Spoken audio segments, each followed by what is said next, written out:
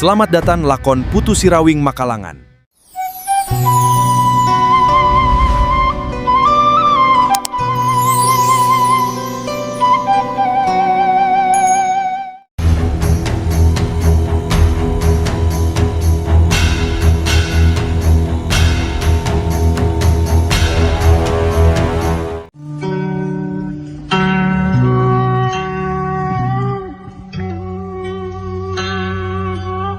Sahabat net, manganuhun banet, tarsad, ogenya hatunhun pisan, oge kesadai barapodka, baraya cakra, oge baraya anu parantos maranco, di penuhun TikTok cakra, TikTok doradori, hatunhun pisan, nyakena.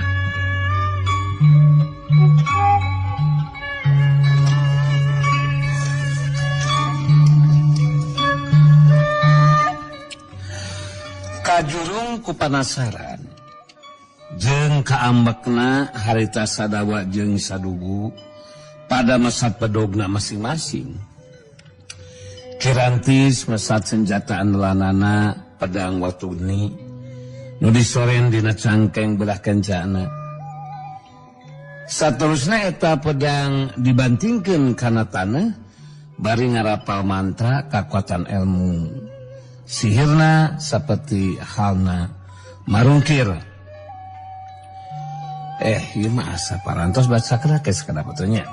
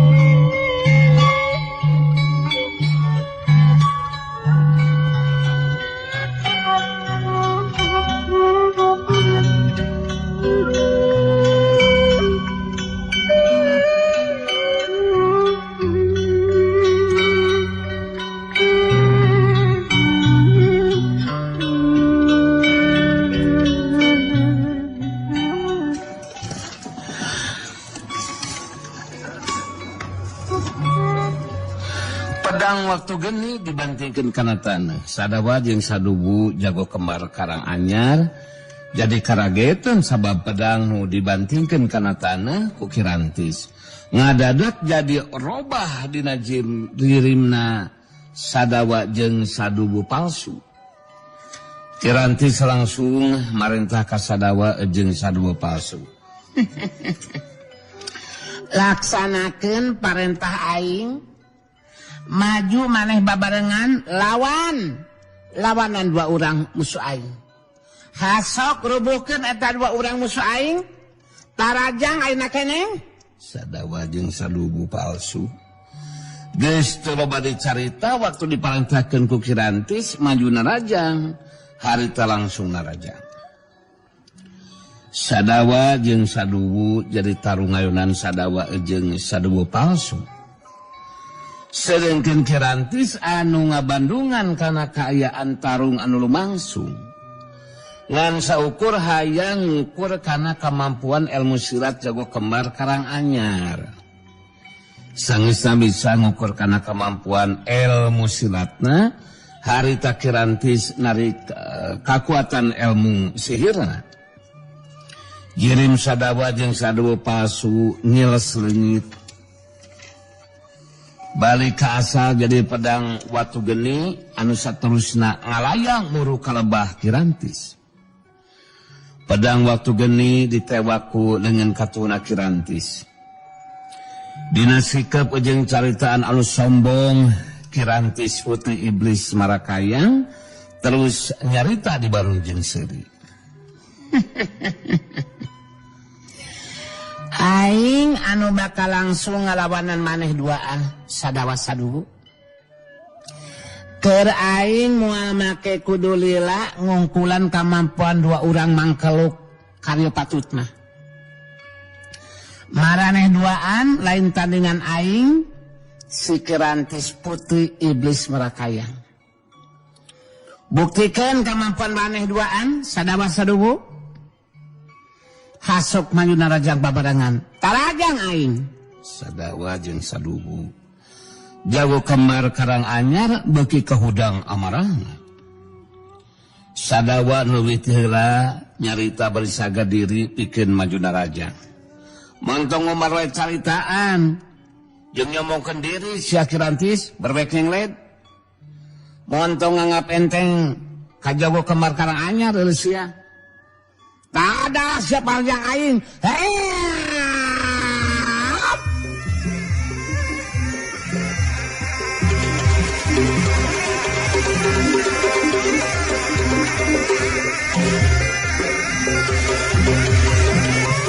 Jorela cung Sadawa majuna rajang. Dituturkeun ku Saduwu harita duanana ting jorelat majuna rajang bari metakeun badogna masing-masing.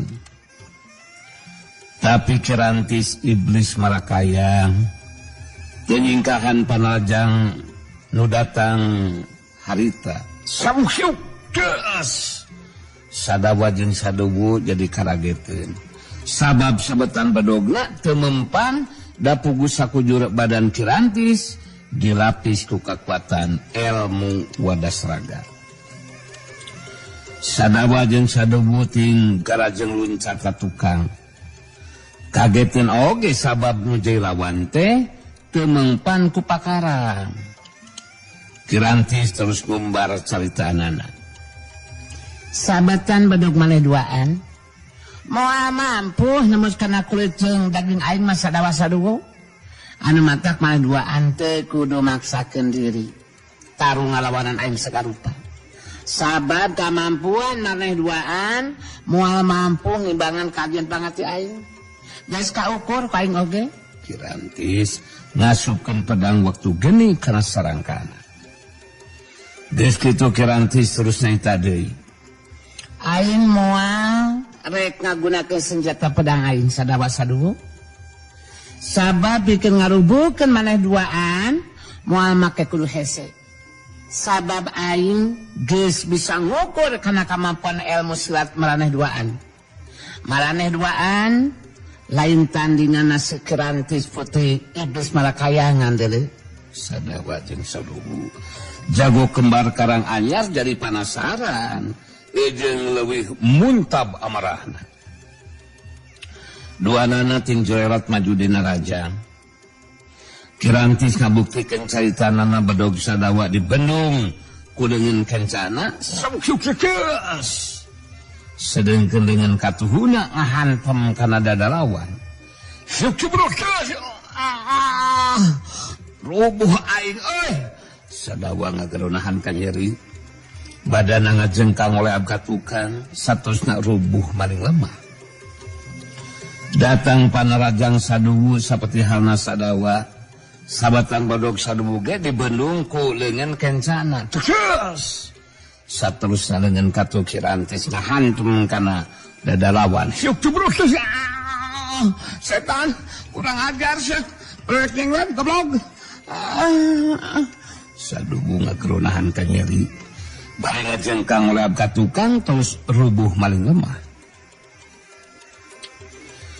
Kirantis putri iblis Marakaya ngabagikan panutupna ka dua urang lawana betus carita. Ku aing maraneh duaan ngahaja teu dibinasakeun sadawa saduwu. Ngarah maneh we bisa bebeja kasih hawuk dudungan maneh. Aing penasaran hayang ngabuktikeun kamampuan dudungan maraneh duaan deui. Anu mantak maneh duaan geus montong lila aya di dieu deui. Gancang arinit bebeja kasih hawuk. Ku aing bakal ditungguan kedatangan anak itu. Sadawa jeung saduwu jago kembar Karanganyar bari ting salengirahan ka nyeri terus ngasupkeun bedogna masing-masing kana salangkana. Sadawa harita tos carita ditujukeun ka Kirantis. Kirantis, maneh wani ngan masalah jeung dan hawuk dudungan dewek. Maneh teh kudu narima kana kagibatna Kirantis. Dan hawuk teh ieu dudungan dewek duaan. Sanajan masih kene rumaja, tapi kemampuan ilmu siratna geus tapi karena tahapan ilmu sirat tingkat tinggi deuleu sia. Ngalawora deuleu. Macam-macam kandungan dewek na peget sia rungkad sakedeung deui oge sia. Jadi sakumaha hebatna kemampuan maneh tetep lain tandingan den hawuk deuleu. Kirantis terus naita deui di bareng jeung seri. Ku aing Kirantis bakal dibuktikeun tepikeun ka mana kahebatan kemampuan si hawuk sadawa saduwu. Geus cukup loba carita ayeuna mah. Gancang ini tinggalkeun ieu patempatan bebeja ka si hawuk dudungan maneh duaan ku aing bakal ditungguan di dieu.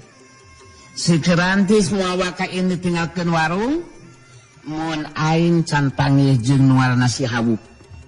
Kirantis putri iblis Marakaya naleskeun kumanehna bakal dibuktikeun tepikeun ka mana kahebatan ilmu si hawuk. Anu mata kumanehna bakal ditungguan kadatanganna moal waka ini tinggalkeun eta warung mun tacan panggih jeung si hawuk. Geus kitu mah harita sadawa jeung saduwu jago kembar Karanganyar terus ari ditinggalkeun eta patempatan rek ngabajaan si hawuk keunaan eta kajadian. Sedengkeun si hawuk jeung Guntara katut ti Mandara harita masih kena aya di jero sawala.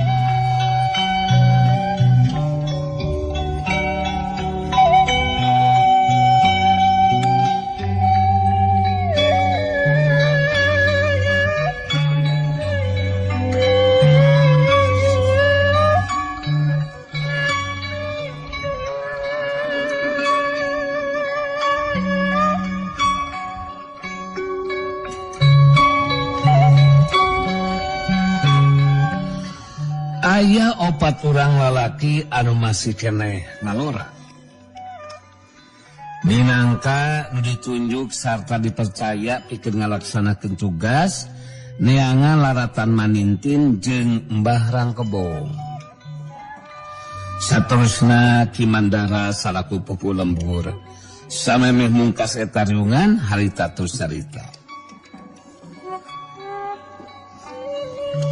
Kasakabeh warga anu aya di riungan khususna kaopat urang warga kula nu dibere tugas teh kula miharap ka di kaupatan bisa ngalaksanakeun tugas anu sakumamistina. Nyata menangkeun katerangan anu pasti ngeunaan Manintin jeung Mbah Rangkebong same memungkas ieu riungan. Mara sajeuna nyangakeun ka Den Hawu kitu deui ka Sadaya Kuntara. Si Hawu harita nu cumarita bari ngabagikeun paneunteutna kanu opatan nu dibere tugas teh.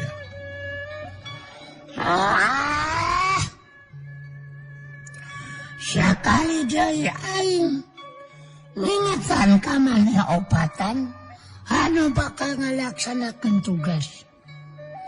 Mun tepikeun ka maneh opatan teu bisa menangkeun keterangan nu pasti ngeunaan Manintin nindung aing jeung Mbah Rangkebong.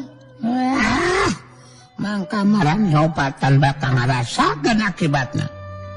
Lah si marane opatan ulah tepikeun ka ngalaman kawas si Mbah Unjung jeung si Enah anu jadi insuna. Walana ku aing diminasakeun. Dina kaayaan tucung sakujur badana. Lantaran teu mampu mereka keterangan anu pasti ngeunaan dua jalma anu kerjangan ku aing. Jadi kejadian si Mbah Unjung jeung insuna kudu jadi perhatian maneh opatan. Hasok diran mana Sargon bisi rek nambahan omongan lain kala kang ngahulang kitu sia kuplauk. Naon tuh sagedag sia teh? Kalau kapuluak polohok sia teh.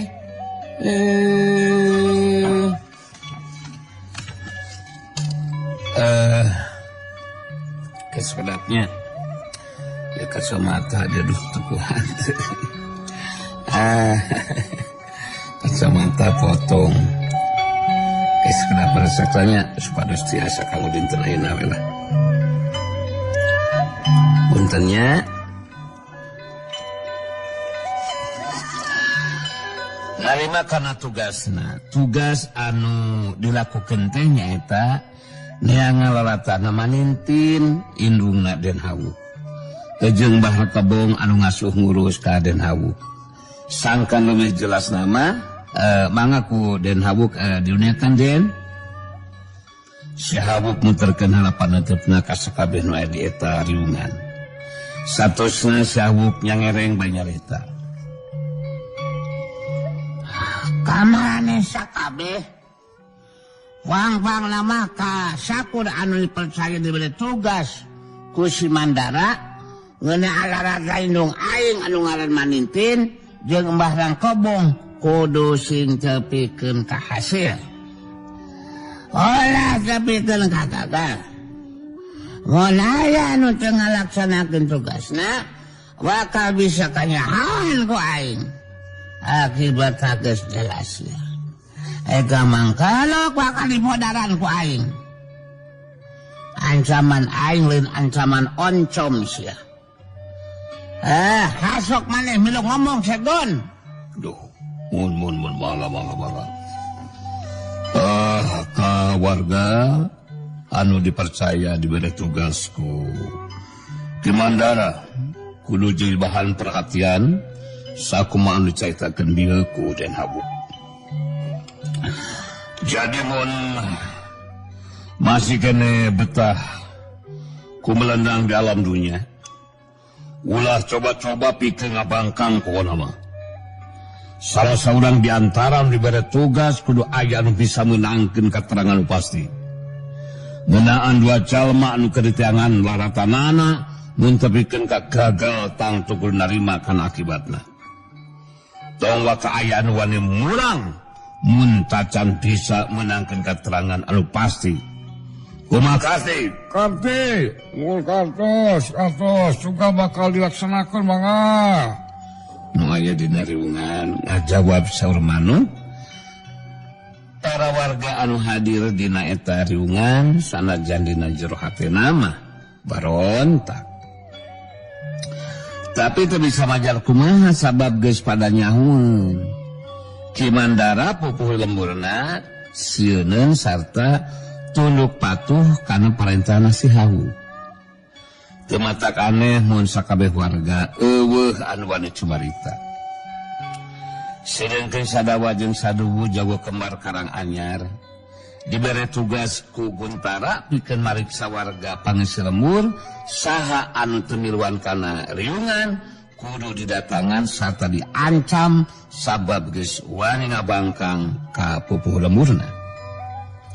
Anu kudaratan hadi dina riungan di jeros balai sawala geus kitu we diparankeunana. Harita Kiranti si putri iblis Marakayang dititah ku Marungkir anu jadi guruna. Pikeun neangan pangalaman harita bet ngambah ka eta pilemuran nyaeta kampung Ciunjung. Sadawa jeung Saduwu jago kembar Karanganyar jadi katarik oge perhatianana ku Kirantis anu masih keneh rumaja kalawan boga rupa geulis. Tapi kawilang aneh sabab sirahna tandukan. Waktu Kirantis nimpang heula ka salah sahiji warung, Sadawa jeung Saduwu jadi aramekeun sabab eta warung teh sakunama tutup sarta nu boga warungna kudu milu kana riungan.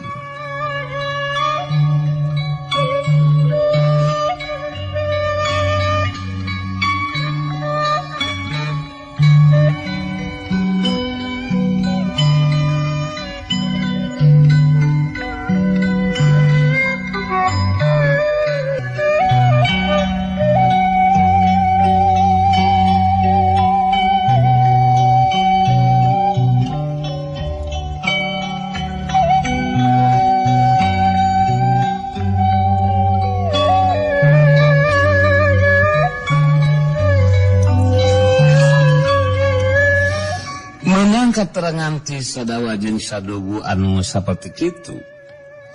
Si Hawuk jeung Guntara jadi penasaran. Saterusna si Hawuk harita nyarita. Men kitu mah teh si Kiranti can nyahoan sa aingnya. Sejana mah aing jadi penasaran hayang neuleuh eta si Kiranti awe rumaja anu rupana geulis. Tadi tandukan wali nangkang kain sagarupa itu walak teh. Beungeus enak urang datangan ka warungna si Maiping. Hasok tunjukkeun aing dawa dulu. Yang mana deui sabeun. Si Hawuk harita ngajakan Guntara jeung Sadawa Saduwu ngadatangan ka warungna Maiping. Sedangkan Kiranti sabuat nungguan kadatangan si Hawuk harita ngobrol jeung Maiping harita Kirantis anu keur nyarita. Aing masih kena penasaran mak.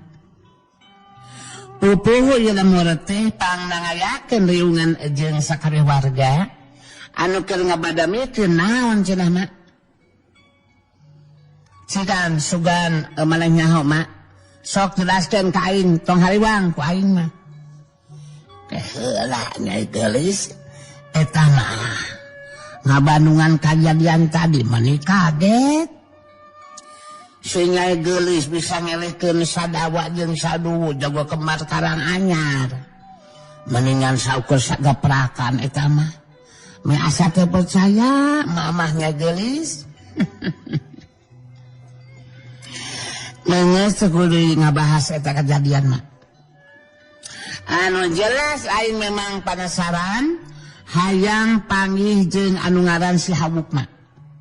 Anu mata ku aing tungguan kadatangan mah hasok jelaskeun ka aing dina riungan teh keur ngabahas naon mah. Kirantis putri iblis Marakayang. Bangun anu penasaran harita tetep nanyakeun ngeunaan ayana riungan teh keur ngabahas masalah naon. Dijelaskeun ku Maiping pangnangayakeun riungan teh lantaran si Hawuk marentahkeun ka Kimardana salaku pupuh lemur kudu nunjuk sababal urang warga anu dibere tugas pikeun neangan laratan manintin indungna si Hawuk jeung Mbah Rangkebong anu ngasuh jeung ngurus sarta ngagedekeun si Hawuk. menang katerangan ti Sima Iping anu boga warung. Harita Kirantis ngahulang bari ngomong dina jur hatena.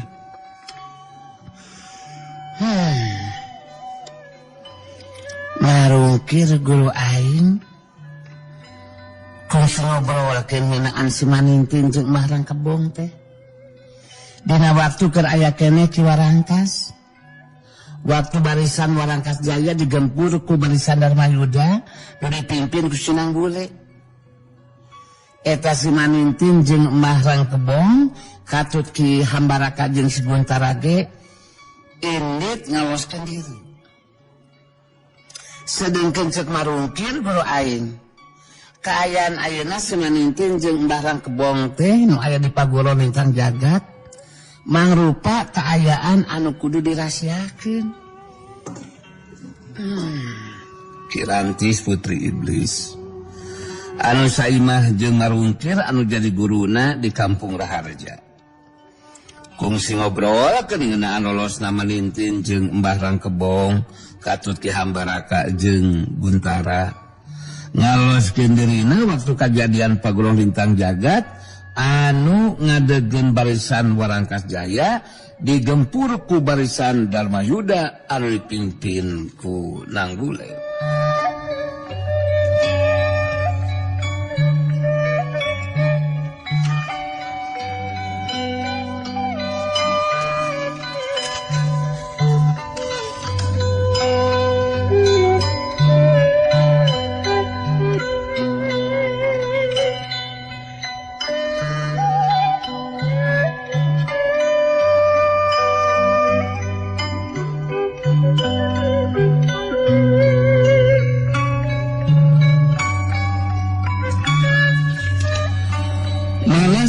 Kirantis ini ngalaksanakeun parentah nu jadi guruna.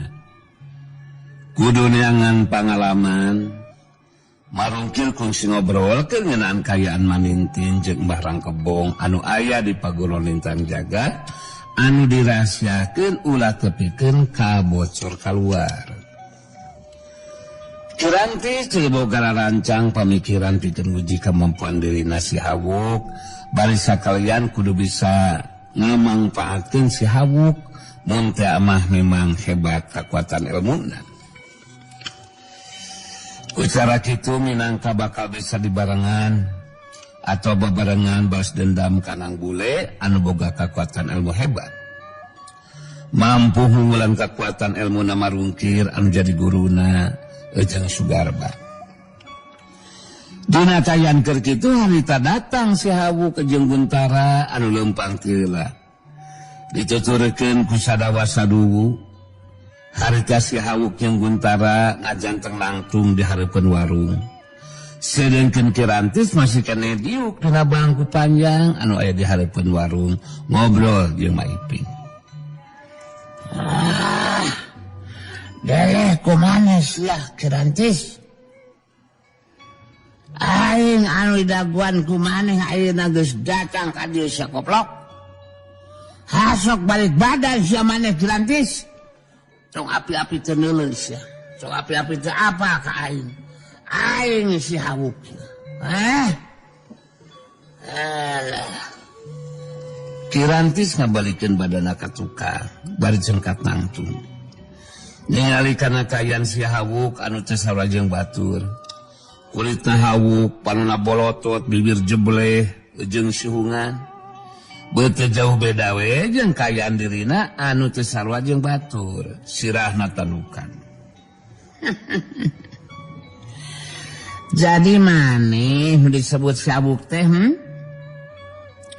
memang bener ku aing didaguan kadatangan maneh teh Hawuk. Pangna ku aing didaguan lantaran aing hayang ngabuktikeun kana kamampuan ilmu maneh. Ulah ngasaukur ngadenge caritaan si Dawa jeung si Sadawu wungkul. Kirantis nganeskeun kadatangan si Hawuk memang didaguan ku manehna. Sabab hayang ngabuktikeun kana kakuatan ilmuna dengan saukur ceuk caritaan Sadawa jeung Sadawu wungkul. Harita Guntara milu nyarita ditujukan ke Kirantis. Kirantis, maneh montong coba-coba nyieun masalah jeung Den Hawuk di dunungan dewe. Sabab kekuatan ilmu Den Hawuk bisa dipastikan moal mampu diimbangan ku maneh Kirantis. Leuwih hade gancang maneh minta dihampura ka Den Hawuk. Guntara harita naneskeun ka Kirantis, ulah rek coba-coba nyieun masalah jeung si Hawuk anu jadi dununganana. Sabab kekuatan ilmu si Hawuk teh moal mampu diimbangan ku Kirantis. Leuwih hade minta dihampura ka dununganana. Aing kudu minta dihampura ka si Hawuk.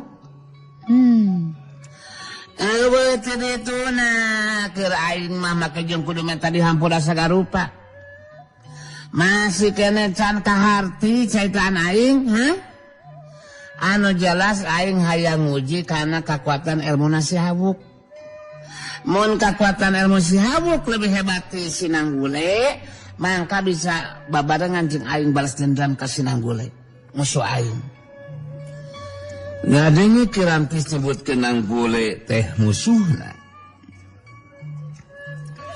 Si Hawuk jadi rada katarik perhatianana.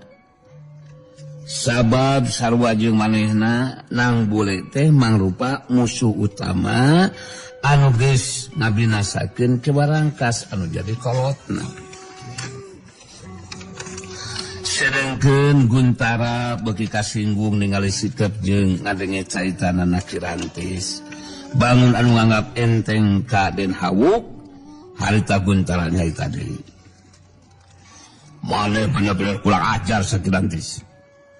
Wani nyieun masalah jeung Den Hawuk deui sia. Dudungan dewe.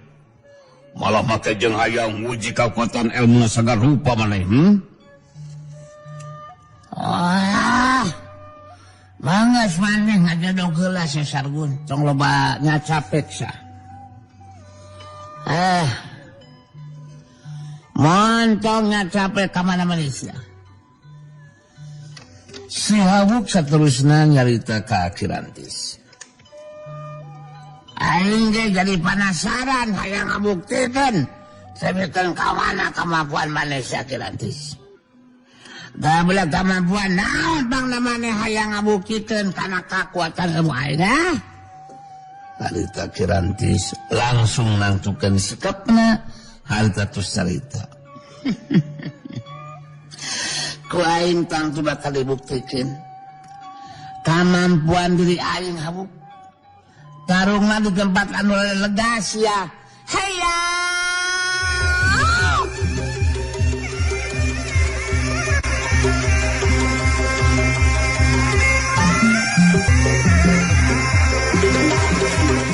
Kirantis nangtang ijeng jajaten di tempat anu lega. Baretos ngajurelat membuka lebah tempat anu lega, sangkan laluasa dina tarungna. Samemeh Kirantis tapi ke tempat nu dituju, harita si Hawuk geus leuwih teu heula datangna mancuh dina tangtunganana. Kacepatan gerakanana teu katuturkeun ku kasagetan parona Kirantis. Bari masak pedang waktu geni harita Kirantis ngawangun pasangan dina ilmu silat Marakayang Murka betus cerita. Aing dina ieu tarung bakal ngagunakeun ilmu silat Marakayang Murka. Maneh kudu nyaho Hawuk. Ilmu silat Marakayang Murka lain ilmu silat sambarangan deui. Tapi ilmu silat nu diciptakeun ku guru aing anu cicing di jero guha Marakayang. Ieu pedang watu geni. Pedang tina batu. Lain pedang sambarangan Hawuk. Ku aing bakal dibuktikeun keampuhanana. Si Hawuk nyarita di Bandung Seuri. Kancang loba babacot sia Kirantis. Asok kancang buktikeun kahebatan ilmu silat maneh deuleu. Ku Kuaing bakal dilajenan leus ya. Maju sia. Narajang Kirantis. Kirantis musirkeun paneutupna kan Wirawan bari nyarita. Ku aing ayeuna bakal dibuktikeun kahebatan ilmu silat Malakaya murka. Tadah sabaraja aing. Heya.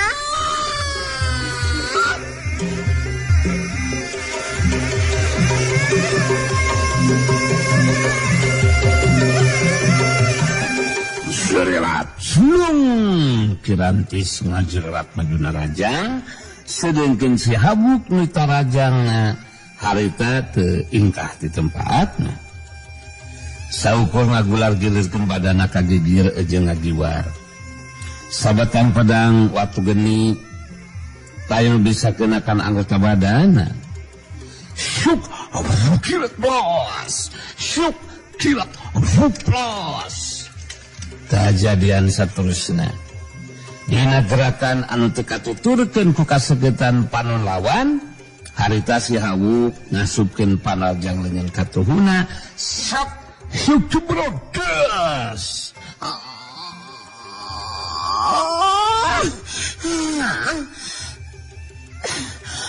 Kirantis ngageruk kaget bari nahan ka nyeri terus kabangkeun mundur sawalengkah ka tukang. Panarajang Hawuk tetela mampu nembus kekuatan ilmu wadas raga anu ngalapis kana sakujur badana. Kirantis putri iblis Malakayang jadi kageteun ku kekuatan tenaga lapisan lawan anu mampu nembus kekuatan ilmu wadas raga. Kirantis putri iblis Malakayang jadi leuwih hati-hati dina neruskeun tarungna. Sabab kekuatan panarjang lawan mampu nembus kekuatan ilmu wadas raga. Kirantis ngatukeun sikap napikeun ngagunakeun jurus pamungkasna dibarengan ku kekuatan tenaga lapisan sapinuhna. Kirantis ngajorelat terus ngalayang si Hawuk tetep teu ingkah di tempatna. Barang Kirantis ngalayang turun bari metakeun pedangna rek ngarah kana beuheung lawan dina kajian Kirantis masih ngalayang harita